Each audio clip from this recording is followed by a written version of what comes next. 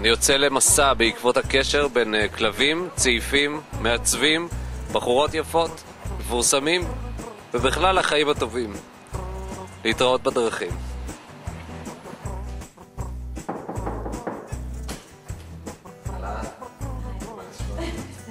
מה? אפשר להיכנס? טוב. אם את רואה איזשהו קשר בין צעיפים וכלבים. שאלה טובה. בוא נחשוב רגע, שנייה. תראי, אני... על הזין שלי צעיפים. אנשים ממש עשירים יכולים לאסוף עם זה את ה... תחשבי שאת דמויות עכשיו. אסתי, מה קורה? טוב, אורי, מה העניינים? בסדר גמור. מה אתה מעדיף? שיהיה לך כלב או יונית?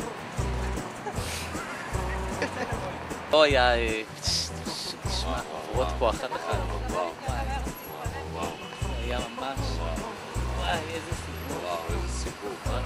אפרת רייטן. היי עדי, מה שלומך? מעולה, מה נשמע? בסדר. מה עם חתולים?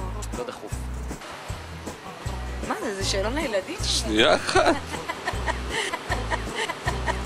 אני אדבר לשם המצלמה מפה, אבל זה בסדר. חברים, בואו לעזור. מעצבי העיר. ב-14? 15. 16 או 15. 14? מה הבעיה? זה ברור שזה 14. זה יכול להיות לא 14, זה לא מה ב-16 בינואר. קונים צעיפים ומצילים חיים. תזכרו. קנית צעיף? קנית שבוע? בחיים של כלב, אז אל תהיה כלב, סתם תהיה כלב.